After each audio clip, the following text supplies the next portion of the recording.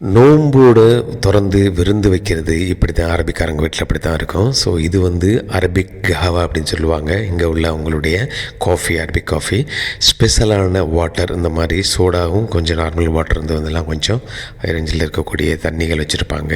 அது கூட பார்த்தோம்னா பேரிச்சம்பழங்கள், அதே மாதிரி பழ வகைகள், அதே மாதிரி வாசனை திராவங்கள் எல்லாமே வச்சுருப்பாங்க. ஒரு இதில் வந்து பார்த்தோம்னா, அதாவது ரெட்டின்னு சொல்லக்கூடியது, நம்ம டீ வந்து குடிக்கிறோம்ல, அதுதான் வந்து வச்சுருப்பாங்க. ஃப்ரூட்டெல்லாம் சாப்பிட்டு முடித்ததுக்கப்புறமான சாப்பிடுவதற்கான எல்லாமே பேக் பண்ணி வச்சுருக்காங்க. ஸோ இந்த மாதிரி பார்த்தோம்னா இது வந்து முக்கியமானது புக்கூர் அப்படின்னு சொல்லுவாங்க. சாம்பிராணி நம்ம எப்படி பண்ணுறோமோ அதே மாதிரி இங்கே சாம்பிராணி போடுவாங்க. அதே மாதிரி இந்த ஸ்வீட்டு இந்த சாப்பிட்டுட்டு தான் வந்து அந்த கஹவான் குடிக்கிறது.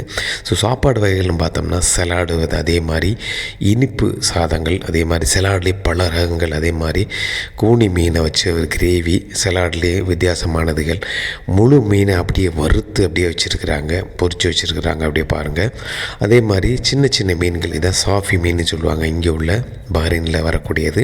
அந்த மீனை அப்படியே பொரித்து வச்சுருக்காங்க. ஒவ்வொன்றும் முள்ளே இல்லாமல் இருக்குது இந்த மீன். அவங்க சாப்பிட்றது முள் இல்லாத மீனை சாப்பிட்றதுனால இந்த வகையான மீன் அவங்க வந்து தேர்வு செஞ்சுருக்காங்க.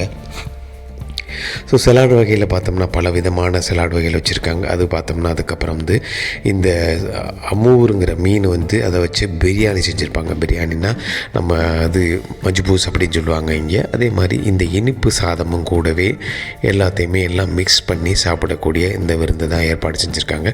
ஸோ உங்களுக்கு இந்த வீடியோ பிடிச்சினா மற்றொரு ஷேர் பண்ணி சேனலை சப்ஸ்கிரைப்